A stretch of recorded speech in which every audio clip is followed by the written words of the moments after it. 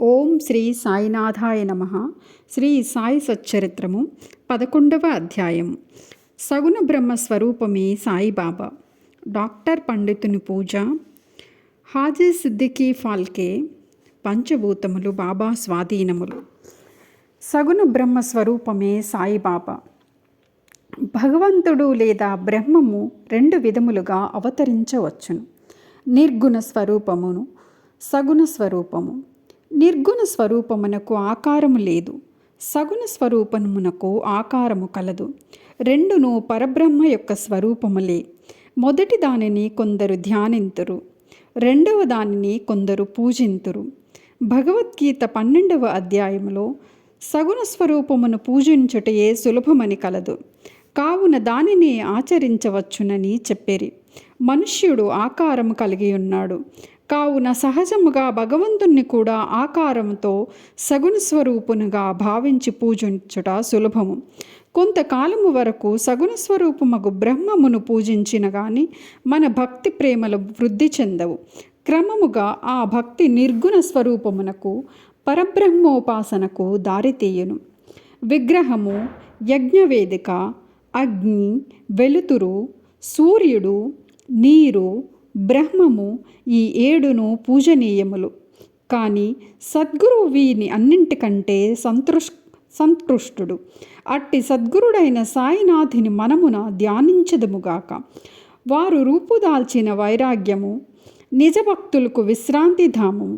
వారి వాక్కులు యందు మనకు గల భక్తియే ఆసనమనగా మన కోరికలన్నీయు విసర్జించుటే పూజా సంకల్పముగా చేసి వారిని ఉపాసింతుముగాక. కొందరు సాయిబాబా యొక్క భగవద్భక్తుడనెదరు, కొందరు మహాభాగవతుడందురు. కానీ మాకు మాత్రము బాబా సాక్షాత్ భగవంతుని అవతారమే. వారు క్షమాశీలురు, క్రోధరహితులు, రుజువర్తనులు, శాంతిమూర్తులు, నిశ్చలులు, నిత్య సంతుష్టులు.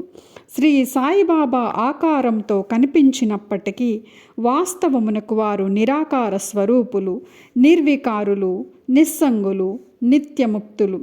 గంగానది సాగర సంగమం చేయబోటకు ముందు దారిలో తపార్తులకు చల్లదనాన్నిస్తూ, చెట్లు చేమలకు జీవాన్నిస్తూ, ఎందరో దాహార్తుల దాహాన్ని తీరుస్తూ సాగిపోతున్నట్లే సాయిబాబా వంటి మహాత్ములు తమ జీవన గమనంలో జనులకు సుఖశాంతులను ప్రసాదించుచు జగత్తును పావనం చేస్తున్నారు. భగవద్గీత యందు శ్రీకృష్ణుడు మహాత్ములు తన ఆత్మయనియు, తన సజీవ ప్రతిమయనియు, తానే వారిననియు, వారే తాననియు నుడివియున్నాడు. వర్ణింపనలవి కాని ఆ సచ్చిదానంద స్వరూపమే షిరిడీలో సాయిబాబా రూపమున అవతరించెను. శృతులు బ్రహ్మమును ఆనంద స్వరూపముగా వర్ణించుచున్నవి. ఈ సంగతి పుస్తకములందు చదువుచున్నాము. కానీ భక్తులు ఈ ఆనంద స్వరూపమును షిరిడీలు అనుభవించిరి. సర్వమునకు ఆధారభూతమగు బాబా ఉపాధిరహితుడు. వారు తమ యాసనము కొరకు ఒక గోనె సంచును ఉపయోగించెడివారు. భక్తులు దానిపై చిన్న పరుపు వేసి ఆనుకొనుటకు చిన్న బాలేసును సమకూర్చిరి. బాబా తన భక్తుల కోరికను మన్నించి వారి వారి భావాన్ని అనుసరించి తనను పూజించుటకు ఎట్టు అభ్యంతరము చూపకుండెను. కొందరు చామరములతోనూ, కొందరు విసనకర్రలతోనూ విసురుచుండెరి. కొందరు సంగీత వాద్యములు మ్రోగించుచుండెరి. కొందరు వారికి ఆర్ఘ్యపాద్యములను సమర్పించుచుండెరి. కొందరు వారికి చందనము, అత్తరు పూయుచుండెరి. కొందరు తాంబూలములు సమర్పించుచుండిరి. కొందరు నైవేద్యము సమర్పించుచుండిరి. షిరిడీలో నివసించినట్లు కనిపించినప్పటికీ వారు సర్వాంతర్యామి. ఎక్కడ చూసినా వారే ఉండేవారు. భక్తులు బాబా యొక్క సర్వాంతర్యామి తత్వమును ప్రతిరోజు అనుభవించుచుండెడివారు. సర్వాంతర్యామయగు ఆ సద్గురుమూర్తికి మా వినయపూర్వక సాష్టాంగ నమస్కారములు. డాక్టర్ పండితుని పూజ. తాత్యా సాహెబ్ నూల్కర్ మిత్రుడైన డాక్టర్ పండిత్ ఒక్కసారి సాయిబాబా దర్శనమునకై షిరిడీకి వచ్చెను. బాబాకు నమస్కరించిన పిమ్మట మసీదులో కొంతసేపు కూర్చుండెను. అతనికి దాదా భట్ కేల్కర్ వద్దకు పొమ్మని బాబా చెప్పెను. డాక్టర్ పండిత్ అటులని దాదా భట్ వద్దకు పోయెను. దాదా భట్ అతనిని సగౌరవముగా ఆహ్వానించెను.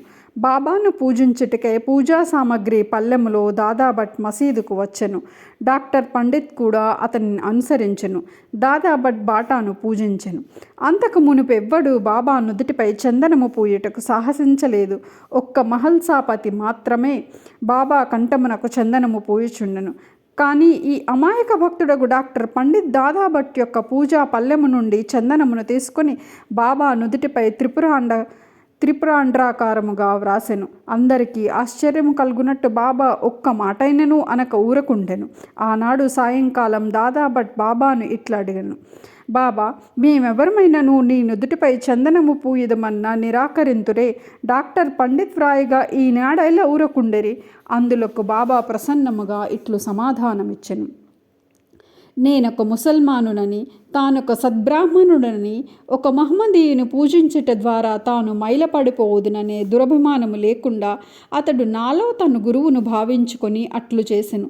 అతని నిష్కల్మషమైన భక్తి నన్ను కట్టిపడివేసింది. అతనికి నేనెట్లు అడ్డు చెప్పగలను? దాదాభట్ ఆ తర్వాత డాక్టర్ పండిత్ను ప్రశ్నించగా అతడు బాబాను తన గురువుగా భావించి తన గురువుని కొనరించినట్లుగా బాబా నుదుటిపై త్రిపురాండ్రమును వ్రాసి తినని చెప్పెను. భక్తులు వారి వారి భావానుసారము తమను ఆరాధించుటకు బాబా సమ్మతించినను ఒక్కొక్కసారి వారు మిక్కిలి వింతగా ప్రవర్తించువారు. ఒక్కొక్కప్పుడు పూజాద్రవ్యములు పల్లెములు విసిరివేయచ్చు ఉగ్రావతారము దాల్చెను. అట్టి సమయములలో బాబాను సమీపించుటకు కూడా ఎవ్వరికి ధైర్యము చాలెడిది కాదు. ఒక్కొక్కప్పుడు భక్తులను తిట్టుచుండెను. ఒక్కొక్కప్పుడు మైనము కంటే మెత్తగా కనిపించెడువారు. అప్పుడు వారు శాంతి క్షమలకు ప్రతిరూపము వలె కనిపించుచుండిరి. బయటకు కోపముతో ఊగిపోవచ్చు. కల్లెర్ర చేసినప్పటికీ వారి హృదయము మాత్రము మాతృహృదయం వలె అనురాగమయము. వెంటనే వారు తమ భక్తులకు ప్రేమతో దగ్గరకు తీసి, నేనెప్పుడు ఎవరిపైనైనా కోపించి ఎరుగను. తల్లి తన బిడ్డలను ఎక్కడైనా తరిమివేయునా, సముద్రము తనను చేరు నదులనెప్పుడైనా తిరగగొట్టునా, నేను మిమ్మల్నెందుకు నిరాదరించదును? నేనెప్పుడు మీ యోగక్షేమముల్ని ఆపేక్షించదును. నేను మీ సేవకుడును. నేనెప్పుడు మీ వెంటనే ఉండి పిలిచినా పలుకుతాను. నేనెప్పుడు కోరేది మీ ప్రేమ మాత్రమే అనిడివారు. హాజీ సిద్దికీ ఫాల్కే. బాబా ఎప్పుడు ఏ భక్తుని ఎట్లు ఆశీర్వదించునో ఎవరికీ తెలియదు. అది కేవలము వారి ఇచ్ఛపై ఆధారపడి ఉండెను. హాజీ సిద్దిక్ ఫాల్కే కథ ఇందుకు ఉదాహరణము. సిద్దిక్ ఫాల్కేను మహమ్మదీయుడు, కళ్యాణ్ నివాసి. మక్కా మదీనా యాత్రలు చేసిన పిమ్మట షిరిడీ చేరెను. అతడు చావడి ఉత్తర భాగమున బస చేసెను. 9 నెలలు షిరిడీలో ఉన్నను బాబా వానిని మసీదులో పాదము పెట్టనివ్వలేదు. అతడు మసీదు ముందున్న ఖాళీ జాగాలో కూర్చొనుచుండెను. ఫాల్కే మిక్కిలి నిరాశ నిస్పృహలకు లోనయ్యెను. ఏమి చేయుటకు అతనికి తోచకుండెను. నిరాశ చెందవద్దని నందీశ్వరుని ద్వారా వెళ్ళిన శివుడు ప్రసన్నుడైనట్టు మాధవరావు దేశపాండే ద్వారా బాబా వద్దకు వెళ్ళిన అతని మనోరథం సిద్ధించుననియు కొందరు భక్తులు అతనికి సలహా ఇచ్చిరి. అటులేయని తన తరపున బాబాతో మాట్లాడమని శ్యామను ఫాల్కే వేడుకొన్ను. శ్యామ అందులకు సమ్మతించి ఒకనాడు సమయము కనిపెట్టి బాబాతో ఇట్లన్ను, బాబా, ఆ ముదుసల హాజీని మసీదులో కాలు పెట్టనీయవేళ ఎంతోమంది వచ్చి నిన్ను దర్శించి పోవుచున్నారు. ఆ హాజీని మాత్రం ఎందుకు ఆశీర్వదించవు?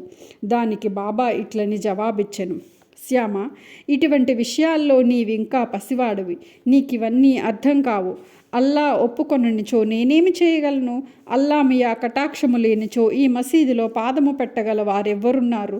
సరే, నీవు వాని వద్దకు పోయి వానిని బారవీ బావి వద్దనున్న ఇరుకు కాలిబాటకు రాగలడేమో అడుగుము.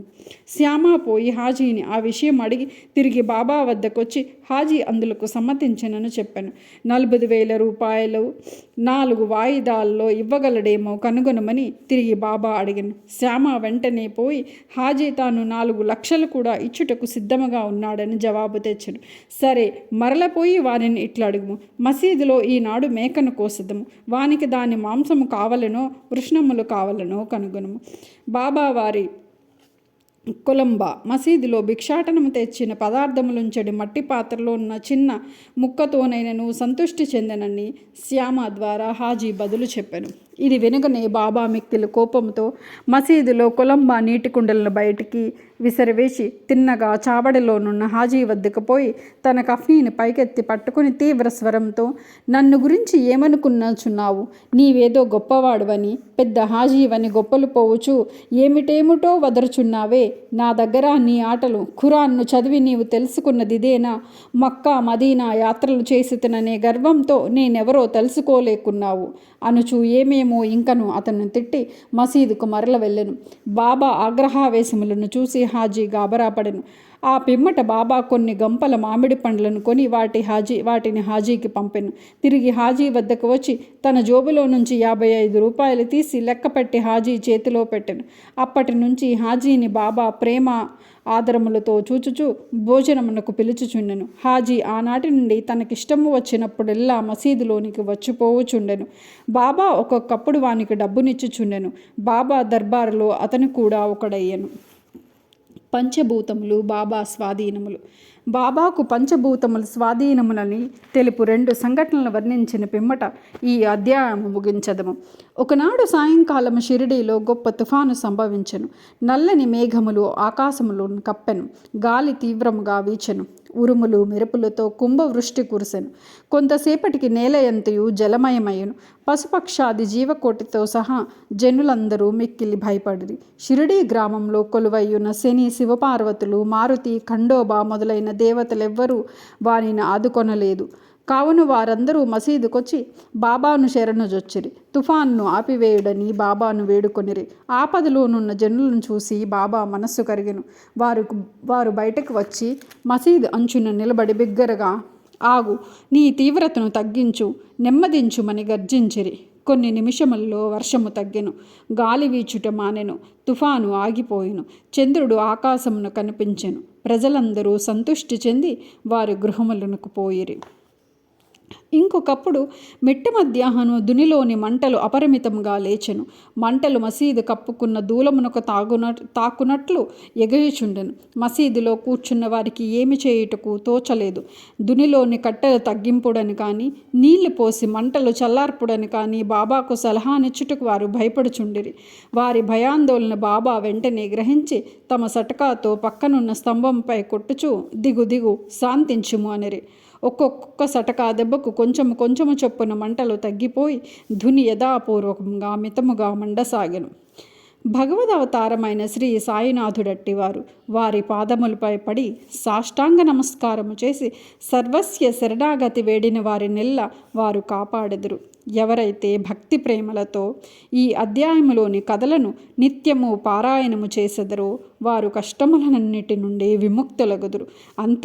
అంతేకాక సాయి యందంటే అభిరుచి, భక్తి కలిగి త్వరలో భగవత్ సాక్షాత్కారమును పొందెదరు.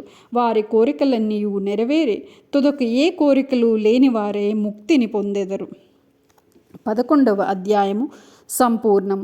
సద్గురు శ్రీ సాయినాథార్పణమస్తు. శుభం భవతు.